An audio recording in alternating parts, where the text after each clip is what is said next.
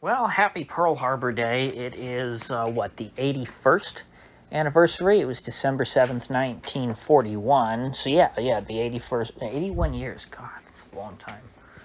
You know, you used to see the Pearl Harbor survivors at, at the ceremonies. I wonder if they have any. I'm sure that the president is doing something. I didn't look into it. I wonder if there are any Pearl Harbor survivors left. There's probably like one or two, like in a wheelchair. Scary to think about. You know, when I was a kid, the World War II veterans, you still knew them. They were around. You saw them at the, Veterans Day. They were, just normal old guys. I mean, they were old, but they weren't, uh, they were able-bodied. They were still fully functioning. Now, I mean, they're relics. And I don't mean that in a negative way. I mean that was 80 years ago, over 80 years ago now. But since it is the anniversary of Pearl Harbor, I feel obligated to at least point out once a year that the official narrative, as is with so many historic events, somewhat inaccurate. Now, we don't have concrete evidence of this, but there is a lot, if you dig deep into this, there's a lot to suggest that the U.S. government, at the very least, had some inclination that there was going to be an attack on Pearl Harbor. We don't have the smoking gun, but oftentimes you never end up with the smoking gun. And if the federal government likely has the documents that flat out say, that have like minutes from some briefing that FDR got saying, the Japanese are going to attack Pearl Harbor on December 7th, 1941, and we better evacuate or prepare for an attack and let the guys know that there's going to be this attack. And FDR saying, you know what, no, we should let them be totally surprised, so then we will have, then it'll look like a sneak attack, and we will have the pretense to go to war with Japan, because that's really what FDR wanted. We all know that. The internment, the executive order on Japanese internment, that was drawn up long before Pearl Harbor. The U.S. baited Japan into attacking Pearl Harbor by trying to starve Japan of oil to the point where Japan had to take out Pearl Harbor and the U.S. fleet to try and get a head start so that they could take over the Philippines and use it essentially as a giant airstrip so that they could invade the Dutch East Indies. The U.S. was far from innocent on the morning of December 7th, 1941. But you know who was innocent? Those almost, I think it was just under 3,000, maybe it was just over. It was about the same as 9/11. Draw what conclusions you will from the similar death count and similar effects of Pearl Harbor and 9/11. But those, give or take, 3,000 Americans who died, they were innocent. They did nothing wrong. They didn't deserve to die. They were allowed to die. And do I blame Japan for their deaths? Obviously, Japan deserves a lot of the blame. The Japanese, if they didn't want to, build, a giant empire across Asia, they would have had no reason to attack these 3,000 Americans and kill them. And I don't think that it was a good thing that Japan was building an empire. In fact, Japan, in their long war against the Chinese Republic, weakened the Chinese government so severely that Mao and the communists were able to easily take over once the Japanese had been defeated. And the same then would apply to North Korea, which was the Soviet-occupied zone in Korea. And obviously, since North Korea still exists to this day, the effects of Japan's actions in that era still are being felt today, the negative effects. So the Japanese were not innocent, but neither was the regime in Washington. Neither was the Roosevelt administration, the closest thing to a dictator that the United States has ever had. FDR wanted to get the Japs at all costs and get the Japs he got. With that said, though, I will say that in hindsight, I think the Empire of Japan was a lot better than its successor states, i.e., the People's Republic of China and the People's Democratic Republic, or the Democratic People's Republic of Korea, whatever North Korea calls itself. I think that we would be better off, as gruesome and terrible as Imperial Japan was. I do think that the world would be better off today if the Empire of Japan went on to continue to exist. Because if you just look at how many people were killed in China under Mao out of just famine and incompetence, the horrors of Japanese occupation, I think, look less disastrous. It's not to say that the Japanese look tame, especially when you consider the amount of time, how quickly the Japanese were, massacring the Chinese. If you could have just reined in the savagery of the Japanese occupiers somewhat, their cruelty towards all non-Japanese people in whether it be in Korea, Japan, or Korea, China, or anywhere else that their empire stretched. But today is not the day for old history. The world today is what it is. And I think that the most important thing going on today is not the anniversary of Pearl Harbor.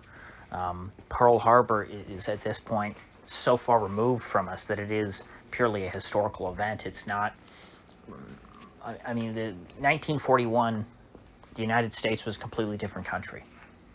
The America of 1941 is long dead, and only a few survivors remember it. So it is, it's about as relevant as, the burning of the White House during the War of 1812.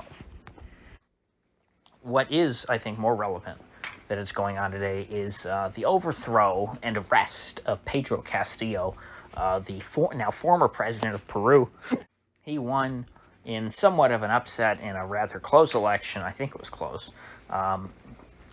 Last year, against Keiko Fujimori, the daughter of the former Peruvian dictator. I think his name was Alberto Fujimori.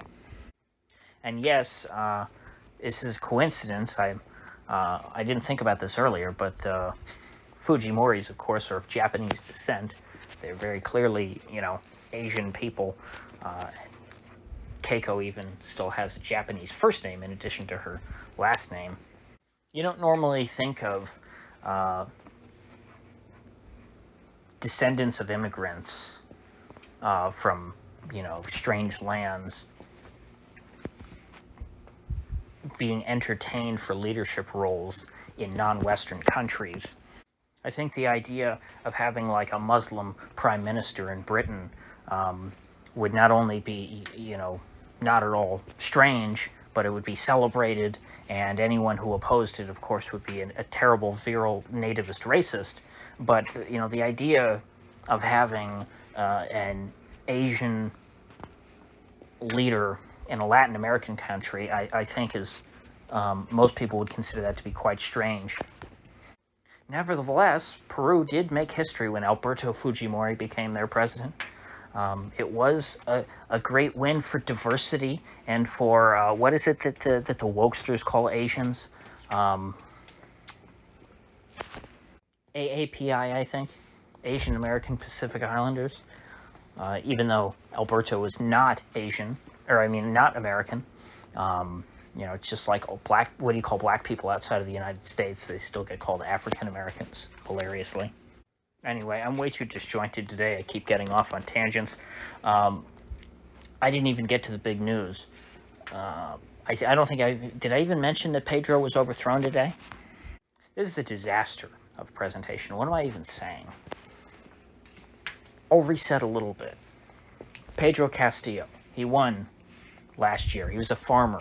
He has absolutely zero white ancestry, meaning he's 100% indigenous, I believe.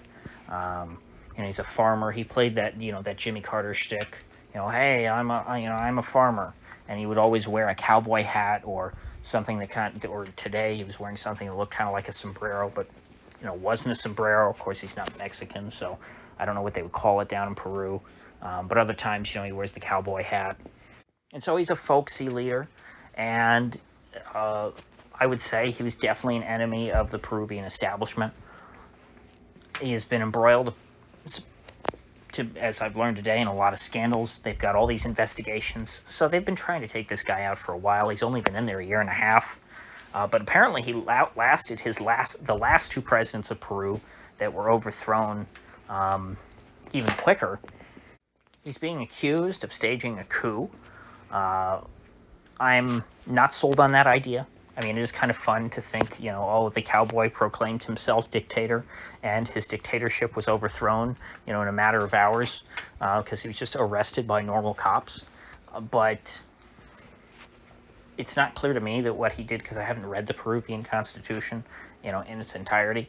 It doesn't seem like it was, quite on the level of being a coup, because from what I understand, presidents of Peru do have the constitutional power to dissolve Congress, and have done so in the past. And that's what he did. He dissolved Congress and said, hey, we're going to have new elections. And until then, I rule by decree, and we're going to have a curfew.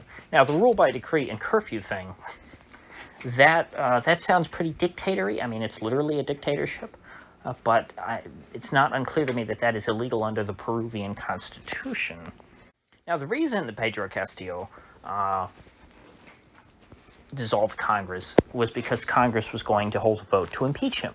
And I guess this is the third impeachment vote.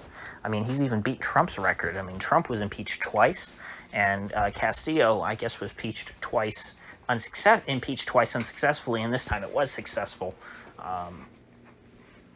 It was a vote of like 110 to 6 or something, or maybe 102 to 6 with 10 abstentions. But either way, overwhelmingly. Now, people are calling this a right-wing coup against Pedro Castillo. Other people are saying, oh, well, Pedro Castillo tried to stage a left-wing coup against the Congress. Not entirely clear to me if there is a supremacy in the Constitution between whether the president... because what happened was both of them tried to cancel each other. Apparently, the president has the power to dissolve Congress, and Congress has the power to impeach the president. And so they both did that to each other. He just happened to dissolve Congress first because he can do that by himself with the stroke of a pen. Congress has to meet, they have to debate, and they have to hold a vote and do all these procedures. While they were busy doing that, he just said, you know what, no, let's dissolve Congress. So do I think that Pedro Castillo is a great villain who the authorities and the police saved us from in Peru? While I disagree with his personal politics, because I'm not a left-winger, I probably wouldn't have voted for Pedro Castillo. I can respect that he appears to me to be an outsider who got rolled by the system. He was able to overcome the odds and win an election against a political dynasty, that being the Fujimoris. If you look at the map, it was very rural versus urban. The urban areas voted for Fujimori. The rural areas voted for Castillo. And so when he made his way into the capital, he would not be a very popular guy. But with all that said, is it possible that he has done a lot of bad things and was actually corrupt? Sure, that's perfectly possible. I think that it's quite plausible. Most politicians are corrupt, even the ones that, I think on net are, like, good. There's a pretty low bar when you're talking about politicians. But this guy was a political outsider who was naive and didn't know, I think, probably the ins and outs of the system. So do I think that the insiders took advantage of that to roll him? Absolutely. Why wouldn't they? His vice president is now the president, which I wouldn't think necessarily that the right-wingers would be happy about that either. This was the former minister of, diversity and inclusion.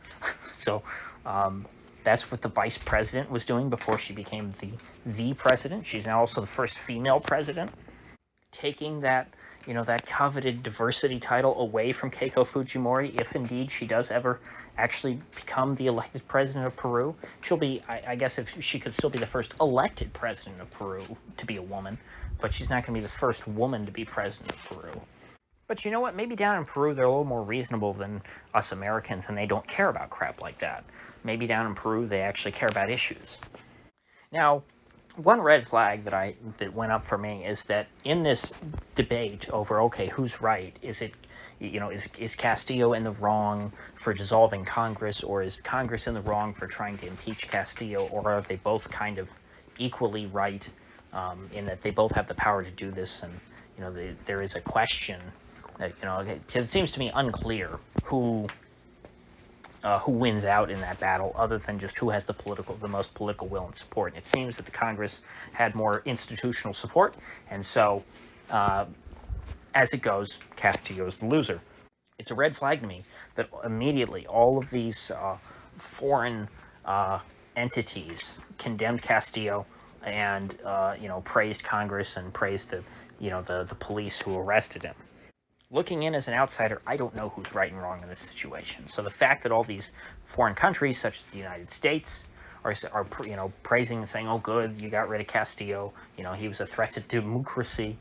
That to me makes it more likely that this is just a stick-up job, and that he was taken out in some kind of op. So I'm sympathetic to Castillo's cause, even if I'm not altogether upset, that he's gone. But even with him out of there, what are the odds that there's going to be anyone in who's better? It's not like Peruvian politics is much in line with my own anyway. I don't think there's really anybody down there who I'd be a big fan of. But at the end of the day, it doesn't matter because I don't live in Peru. Is whoever gets in there going to be someone who's better for average person in Peru? Probably not. I would think that things are going to continue to go on in Peru, not well, just as they have for the past few years. So on that, I guess, kind of depressing note, I will see you folks back here tomorrow.